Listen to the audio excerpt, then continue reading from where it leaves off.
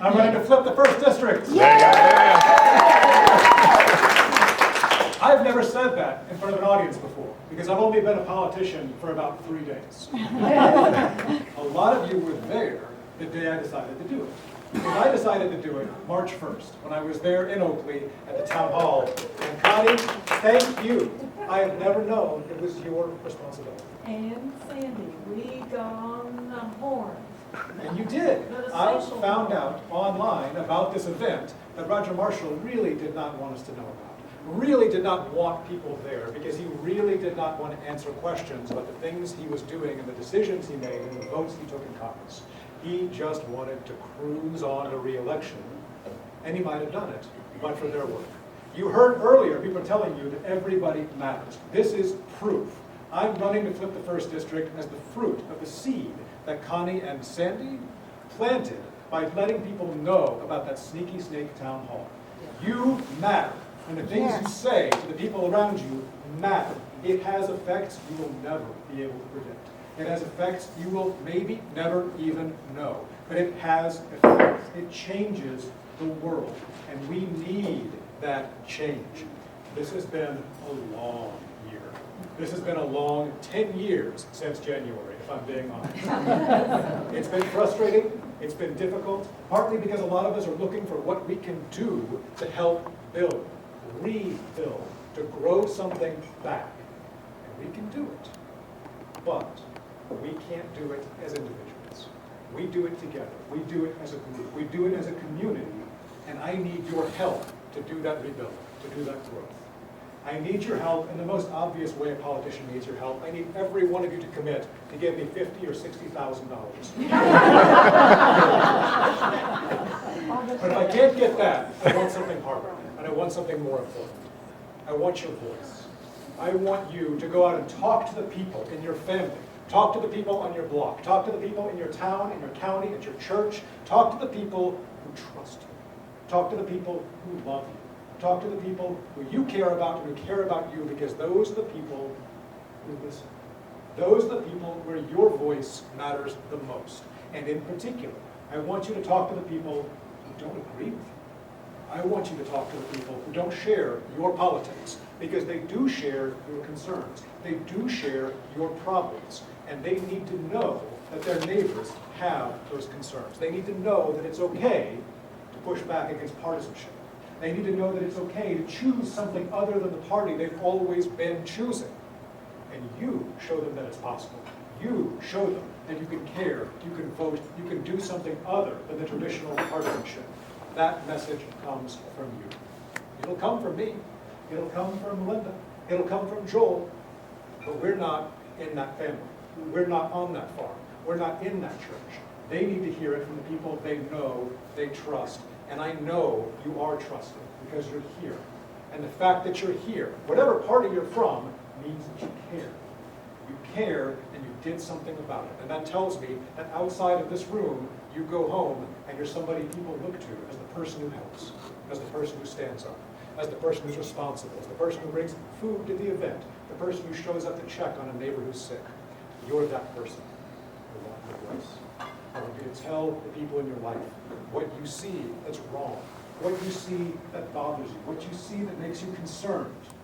I do not expect them to agree with you. You will talk to the people in your life who will give you the hard conversations. You're going to talk to your cousin who wears the red hat, and they're not going to tell you, oh my God, you're right, I've been making a mistake for all these years. But you're going to plant that seed. That seed is going to make a difference.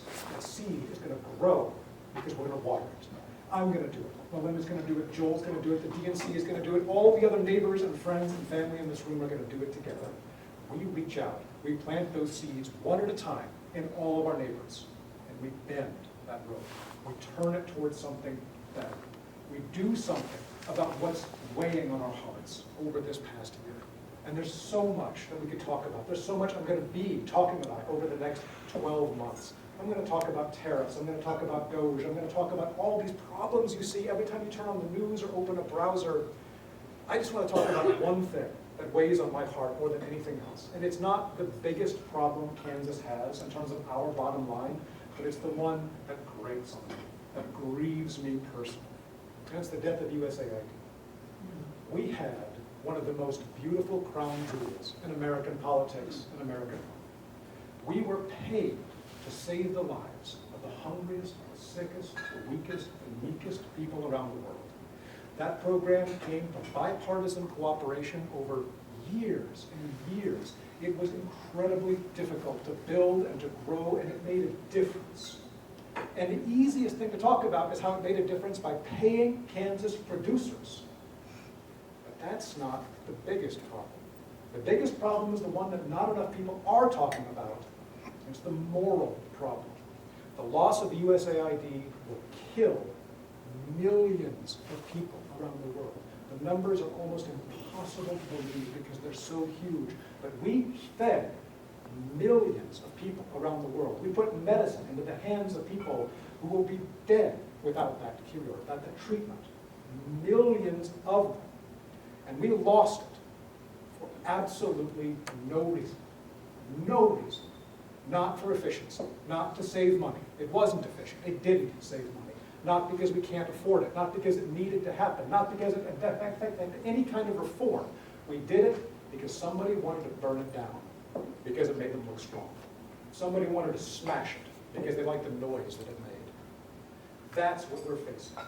People who will destroy for the sake of destruction, who have no plan and no goal other than that personal benefit they get from it, that feeling they get from it of strength.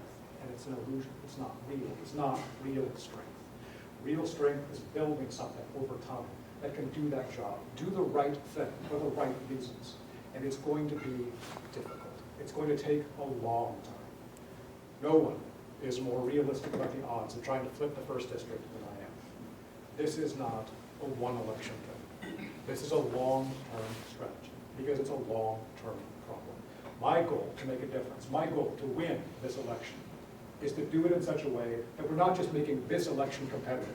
We're bringing people out for the constitutional amendment vote, and we're making the next cycle of elections competitive, and the cycle of elections after that competitive, and we do that by organizing counties. We do that by motivating our friends and our neighbors. We do that by planting seeds, by having those conversations, by talking to people around you. I want you to do something. I want you right now to think to yourself, who specifically are you going to talk to? Who are you going to talk to? And when are you going to do it? Name that name to yourself. Pick that day. Pick that event. Pick that lunch. Because that makes it more likely you'll actually do it. And it's the doing of it that makes a difference. Come talk to me afterwards, and I can help you figure out how to have that conversation, when to have that conversation.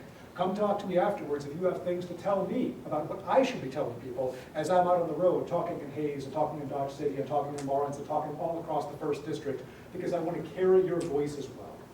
But it starts at home. It starts in your families. It starts in your churches. And I want your help. Thank you. And your name is? Colin McRoberts to flip the 1st District. Yay!